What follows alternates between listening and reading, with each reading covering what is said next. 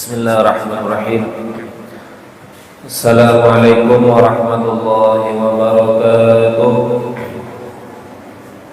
Alhamdulillah wassalatu wassalamu ala rasulillah sayyidina wa maulana Muhammad ibn Abdillah wa ala alihi wa sahbihi wa man tabi'ahu wa mawalah. Ashhadu an la ilaha illallah wahdahu la sharika lah wa ashhadu anna sayyidana wa nabiyyana Muhammadan abduhu wa rasuluhu la nabiyya ba'dah. Subhanaka la ilma lana illa ma 'allamtana innaka antal alimul hakim. Rabbi shrah li sadri wa yassir li amri wahlul 'uqdatam min lisani yafqahu qawli, amma ba'd. Para jemaah yang dimuliakan Allah, alhamdulillah kita bersyukur kepada Allah Subhanahu wa taala atas segala nikmat-nikmat yang diberikan oleh Allah kepada kita semua sampai dengan malam hari ini, sehingga kita semua dibukakan hati oleh Allah untuk hadir ke dalam majelis ini. Mudah-mudahan Allah senantiasa memberikan hidayah, petunjuk, rahmat serta keberkahan untuk kita semua, untuk keluarga kita, untuk tetangga-tetangga, sanak keluarga, dan berkah majelis ini Allah mengampuni dosa-dosa kita semua, serta berkah majelis ini Allah masukkan kita semua ke dalam surganya, amin ya rabbal alamin. Salawat dan salam tidak lupa kita sampaikan ke junjungan kita Nabi besar Muhammad sallallahu alaihi wasallam, pada para keluarganya, para sahabatnya, para pengikutnya, dan kita semua hingga akhir zaman. Para jemaah yang dimuliakan Allah, kita lanjutkan pelajaran atau kajian kita di dalam kitab Munajat halaman 27, terakhir paling bawah. Doanya yang berbunyi, Rabbi bima an'amta alayya falan akuna zahiran lil mujrimin. Halaman 27 paling bawah terakhir. Rabbi bima an'amta alayya falan akuna zahiran lil mujrimin. Mujriminnya ke halaman 28. Doa ini terdapat di dalam surah Al-Qasas ayat 17, dibaca oleh Nabi Musa alaihi salam. Kalau yang sebelumnya kemarin itu juga doa Nabi Musa, ini masih doa Nabi Musa. Nah, Nabi Musa berdoa kepada Allah dengan doa ini, lalu diabadikan oleh Allah doanya di dalam Al-Quran. Sebenarnya doa para nabi itu banyak, tidak cuma yang ada di Al-Quran ini. Banyak doa-doa nabi, mulai dari doa Nabi Adam sampai Nabi kita Muhammad, itu banyak doanya. Nah, sisa-sisa dari doa ini ada yang diriwayatkan dalam hadis Nabi kita Muhammad sallallahu alaihi wasallam.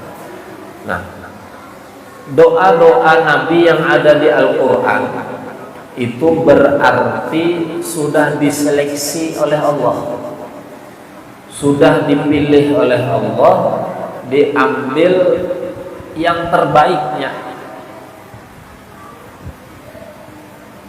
yang mana doa-doa para nabi yang baik menurut Allah itu dikumpulkan dalam Al-Quran.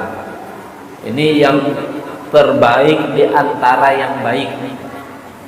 Bukan berarti yang lain itu tidak baik, baik. Tapi ini Allah abadikan di dalam Al-Quran karena cukup menjadi dasar bagi kita. Kalau mau berdoa itu cukup ini aja, sudah pas untuk hambaku. Ibaratnya kalau Allah berkata tuh, ini sudah cukup di Al-Quran ini, pakai aja semua doa yang ada di Al-Quran, pasti mencakup semua keperluan hidup kita di dunia maupun keperluan hidup kita di akhirat. Itu sudah pas. Nah, di antara doa Nabi Musa yang ini, yaitu Nabi Musa minta kepada Allah, Rabbi, wahai Tuhanku, bima an'amta, demi nikmat yang telah engkau berikan alayya kepadaku, falan akuna zahirun lil mujrimin, aku sekali-kali tidak akan menjadi penolong orang-orang yang berbuat dosa. Kalau kita bahasakan ke bahasa kita, ya Allah, nikmat yang Engkau berikan kepada hamba, kepadaku, semua nikmat apa aja tidak akan kugunakan nikmat-nikmat itu untuk membantu perbuatan-perbuatan dosa. Nah, itu kalau dibahasakan ke bahasa kita.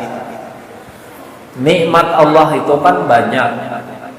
Tidak cuma berupa materi, tidak cuma duit, tidak cuma harta benda, tidak cuma pokoknya materi-materi yang sifatnya kebendaan. Otak cerdas, nikmat juga. Punya tenaga kuat, nikmat juga.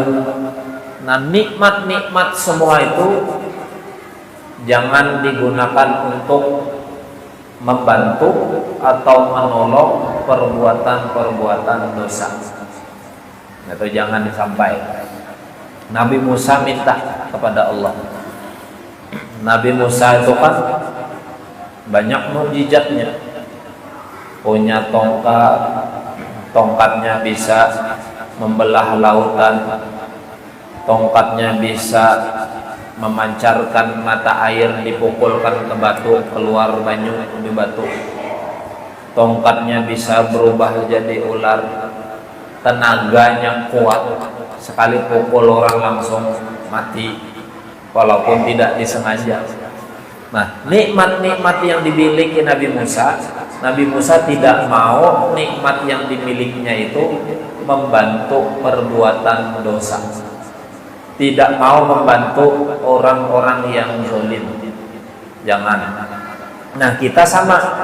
Ketika Allah anugerahkan kepada kita nikmat yang banyak, jangan sampai nikmat yang diberi oleh Allah ini justru kita gunakan di jalan yang salah. Walaupun sedikit banyaknya ada, ya sedikitnya adalah. Pernahlah kita lakukan itu kan. Bisi duit untuk membantu kawannya gasan nukar yang sesuatu yang dilarang misalnya, atau memodali tapi usahanya yang dilarang Allah. Mungkin dahulu pernah kita lakukan itu. Nah, mulai hari ini sebisa mungkin sudah jangan lagi. Termasuk misal baru-baru ini ada boikot dengan produk-produk Amerika, yang mana produk-produk yang dijual oleh Amerika itu sebagiannya dibantukan untuk Israel. Nah, kita punya harta, kita punya duit, kita punya materi, sudah ada boykot, masih umpamanya nih kita tukari produk-produk Amerika, tahu aja padahal produk ini digunakan oleh Amerika untuk membantu Israel. Kira-kira tuh nikmat yang dimiliki oleh kita, yang diberikan oleh Allah, membantu kata tuh untuk orang jolim, bantu kalau. Nah, jangan lagi sampai batas waktu yang ditentukan. Sementara ini dilarang dahulu, sementara masih ada gencatan senjata, masih perang, dilarang. Nah, larangannya itu bukan untuk selama-lamanya, ada batas waktu. Kalau sudah selesai perang, ya silahkan lagi, ada apa-apa. Nah, itu termasuk contoh loh, nikmat yang diberi oleh Allah untuk membantu orang jolim. Atau contoh kecil, misalnya datang kawan ke rumah sakit kepala, kawannya sakit kepala, pokoknya bilang kada mabuk, kada hilang sakit kepala, tolong bang minjam duit atau minta duit, sakit kepala. Nah, modal habis, duit habis, hendak nukar minuman umpamanya, bari kada kira-kira kawan? Nah, senukar di sana. Nah, itu sama dengan membantu perbuatan dosa. Jangan lagi. Atau yuk traktir gratis, diskotik nih kubayari semua, tenang aja. Nah, itu termasuk juga membantu perbuatan dosa. Jangan lagi. Nah, jadi gunakanlah nikmat-nikmat Allah itu di jalan yang memang diridhoi oleh Allah. Tentu yang baik-baik, beri duit, bantu orang tidak mampu, bantu sekolahan, bantu pesantren, sumbang masjid, berisi tenaga, kayak itu juga bantu orang yang lemah, berisi pikiran cerdas, kayak itu juga berikan ide-ide cemerlang, nasihat-nasihat yang baik, pendapat-pendapat yang menghasilkan solusi, kayak itu caranya. Ini jangan sampai ada orang beradu-adu, umpamanya kawan beradu-adu ke rumah, malahan memberi ide ikam kayak ini supaya inya sakit umpamanya. Nah, itu termasuk juga, termasuk menggunakan nikmat yang diberikan oleh Allah untuk jolim, untuk berbuat dosa. Umpama kawan datang kayak apa, yolah aku nih berjualan, jualanku nih nah pada tapi payu, yang di sebelah foto payu kan, kira-kira kayak apa yuk? Nah, kita nih tinggal kita yang memberi solusi kayak apa kira-kira. Apakah solusi yang kita berikan nih baik atau zolim atau dosa? Bilanya kita berikan solusi yang baik, berarti sesuai jalur. Oh, kita pada hiyai sudah rezeki diatur Allah, masing-masing sudah sabar aja. Insya Allah dengan sabar mungkin lain waktu ditambah oleh Allah rezeki. Bagus kalau kira-kira. Tapi bilanya salah memberi solusi, oh ikam jampi orang sebelah tuh, santet di sana ada tukang santet, sama itu namanya, memberikan solusi pendapat untuk berbuat joli. Nah, itu kada boleh, dilarang. Nah, Nabi Musa kada mau. Nah, dan kita pun harusnya seperti itu juga. Nikmat kita banyak gunakan di jalan yang Allah ridhoi. Kemudian doa selanjutnya halaman 28. Rabbi najjini minal qaumiz zalimin. Ini doa dalam surah Al-Qasas ayat 21. Masih doa yang dibaca oleh Nabi Musa. Jadi banyak doa-doa Nabi Musa. Nabi Musa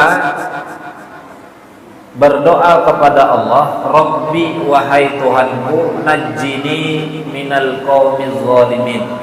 Selamatkanlah aku dari orang-orang zalim itu. Minta diselamatkan oleh Allah. Minggu kemarin ulun sudah berkisah kisah Nabi Musa yang dicari oleh pasukan Fir'aun, hendak dibunuh. Nah, ini doanya. Jadi pasukan Fir'aun mencari Nabi Musa hendak dibunuh. Kenapa? Karena ketahuan Nabi Musa memukul kaum Fir'aun itu sampai mati. Lalu dicari. Padahal kada sengaja nih mukul. Dicari sampai dapat, pokoknya bila dapat bunuh Musa. Nah, karena takut Nabi Musa, takutan juga. Nabi takutan juga, apalagi kita. Cari orang banyak pada sikong mencari pasukan Fir'aun. Pasukan Fir'aun mencari Fir'aunnya aja ganal lawak. Berarti pasukan-pasukannya pun ganal juga. Dicari, takutan Nabi Musa, akhirnya berdoa kepada Allah, Rabbi najjini minal qaumiz zalimin. Ya Tuhanku, selamatkanlah aku dari orang-orang zalim itu. Kedida wadah lagi minta tolong. Minta tolong dengan siapa? Minta tolong dengan kawan-kawan gitu, takutan juga. Kedua nih, pasukan Fir'aun tuh ngeri.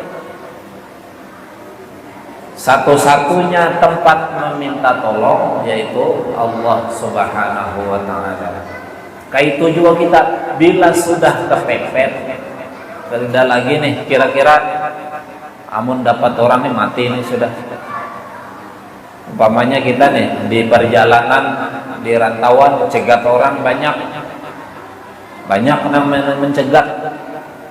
Ini kalau dilawan mati pasti kita kalah. Hitung-hitungannya. Kerida cara lain lagi sudah. Hendak baku ciak minta tolong. Siapa minta tolong? Di rantauan perampok umpamanya ada.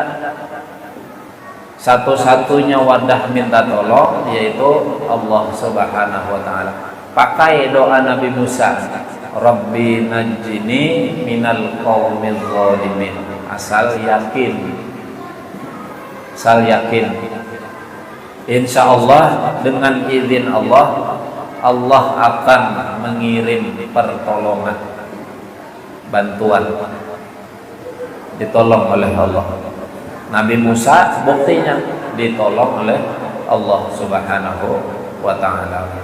Nah, kita tuh diajarkan dengan doa ini bahwa satu-satunya wadah kembali, tempat kembali kita hanya Allah. Itu satu-satunya tempat. Maka gantungkanlah hati kita ini terus kepada Allah.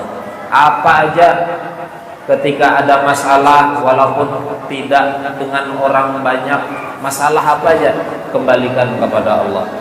Makanya ketika mau melakukan sesuatu, memulai satu pekerjaan, memulai satu aktivitas, itu libatkan Allah di dalamnya.